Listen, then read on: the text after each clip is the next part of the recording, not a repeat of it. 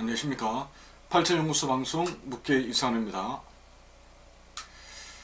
871 진단 또는 871 자가 진단을 할 때 이 목양체질과 금음체질을 구분하는 것은 크게 어렵지 않습니다. 전형적인 체질 특징상 차이가 크기 때문입니다. 목양체질은 음적인 태음인, 즉 한태음인이죠. 음의 성향이 매우 강합니다.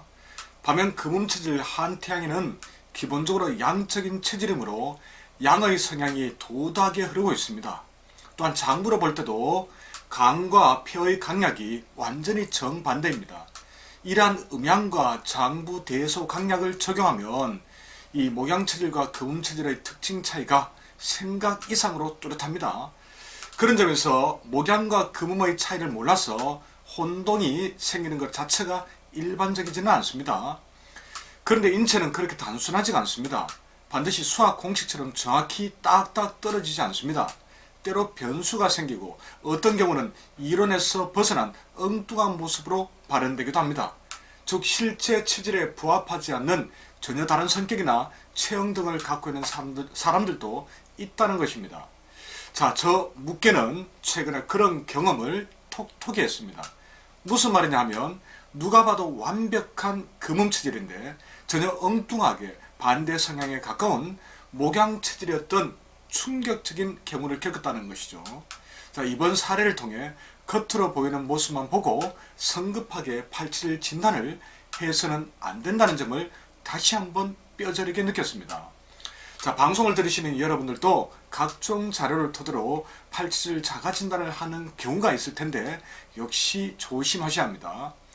자, 그런데도 누가 타인에 대한 871 진단이나 스스로 해보는 871 자가 진단을 쉽다고 이야기합니까? 그런 사람은 착각이거나 무지하거나 둘 중에 하나입니다. 왜냐하면 지금껏 언제나 정확하게 체질 진단을 하는 사람을 저는 본 적도 들은 적도 없기 때문입니다. 자, 그런 까닭에 획기적인 방법을 적용하고 있는 이 871 연구소의 871 진단법에 은근한 자부심을 느끼고 있었는지도 모르겠습니다. 자, 간혹 얼굴과 체형만으로 871 진단을 하려 드는 사람들이 있습니다. 하지만 망지는 예외적인 상황이 매우 많아서 이것 하나만으로 접근하다가는 오진할 가능성이 매우 높습니다. 자, 늘 이렇게 말을 하면서도 정작 저는 오랜 경험에서 나온 자신감으로 본격적인 871 종합진단에 들어가기도 전에 저 사람은 무슨 체질일 거야 라고 이 마음속으로 미리 예단할 때가 많았습니다. 그런데 이번에 섣부르게 체질을 판단했다가 심하게 충격을 받았습니다. 제가 너무 잘 안다고 생각했기 때문에 확실하게 금음체질로 보았는데 확인해보니 정반대에 가까운 목양체질이었던 거죠.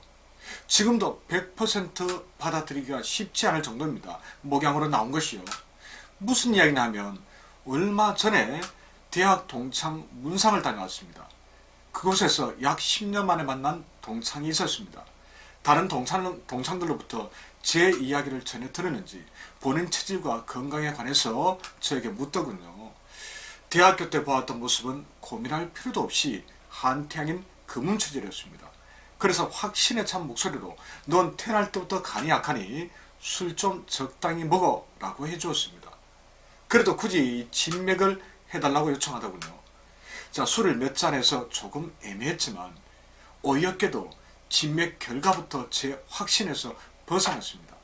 술을 마셨다거나 또 다른 특별한 이유로 아주 간혹 엉뚱한 진맥 결과가 나오는 경우도 있습니다. 물론 아마 그렇겠거니라고 생각하면서 이번에는 두 번째로 오링을 한번 해봤습니다. 그런데 진맥과 마찬가지로 금음체질 한태양인이 아니었습니다. 뜻밖에도 정반대 특징에 가까운 목양체질 한태음인이었습니다. 그 친구의 대학교 때 모습을 떠올려보면 카리스마, 리더십, 발산적이고 다소 날카로운 눈빛, 집요하고 끈질김, 열정, 샤프함, 날렵함, 사교성, 순발력 등이 뚜렷했습니다. 이는 모두 목양체질 한태음인과는 거리가 멉니다. 오히려 태양인 금체질에 가까운 특징입니다. 물론 말이 그렇게 빠르지 않고 술을 잘 먹는다는 점은 예외적입니다. 하지만 금음체질 중에서도 말이 빠르지 않는 사람들이 있습니다. 또한 체질과 상관없이 알코올 분해 효소 분비가 원활하면 의외로 술을 잘 먹는 사람들도 꽤 있을 수 있으니 결정적인 고민거리는 아닙니다.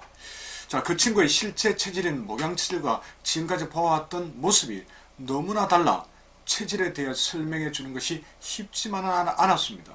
또한 장례식장이라는 시간적 공간적 한계가 있어 이 복잡한 사항을 짧은 시간에 설득력 있게 말해주는 것 역시 만만하지 않았고요. 자, 이런 경우는 반드시 사주를 확인해서 거기에서 나타난 성향 등을 참고해야 합니다. 사주 때문에 전형적인 체질 특징이 변화될 수 있기 때문입니다. 그렇지 않으면 인터넷에 떠도는 내용과 많이 다를 테니 자칫 제가 돌팔이 소리를 들을 수도 있지 않겠습니까? 자, 이렇게 체질 특징과 본인 성격이 거의 정반대로 나타나는 경우는 흔치 않습니다. 물론 이 10명 중에 한 분 정도는 싱크로율이 한 60에서 70%까지 떨어져 힘겹게 설명을 해야 할 때가 있습니다. 그런데 이 동창 친구는 50% 이하로 내려간 제가 겪은 사례 중에서도 이 손꼽히는 경우입니다. 게다가 시간적 공간적 제약도 있고 해서 어쩔 수 없이 일반적인 건강에 관한 이야기만 짧게 해줄 수밖에 없었습니다. 자, 그런데 왜 이런 복잡한 상황이 일어나는 것일까요? 첫째는 역시 사주의 영향이 큽니다. 그 다음은 성명, 이름입니다.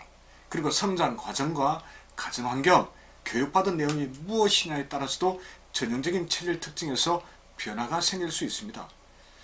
많은 분들이 생각하는 혈액형은 기대와 달리 성격 형성에 거의 영향이 없습니다. 그러니 혈액형을 갖고 성격을 논하면 사실 갑갑합니다.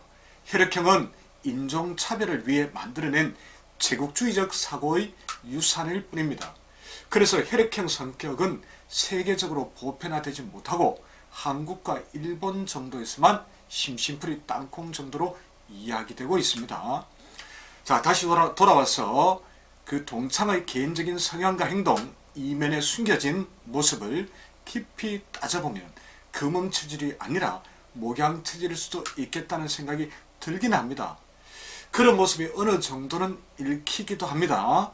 하지만 완전히 모든 의문이 풀린 것은 아닙니다. 너무나 뜻밖의 결과였어 마음 한구석에는 다음 동창 모임에서 다시 만나게 되면 꼭 다시 한번 87 진단을 해봐야지 라는 생각이 남아 있습니다. 당연히 사주도 같이 살펴봐야겠지요.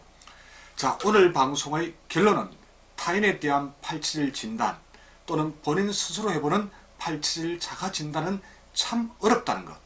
그래서 함부로 쉽게 87을 진단하려 들어서는 안 된다는 사실입니다.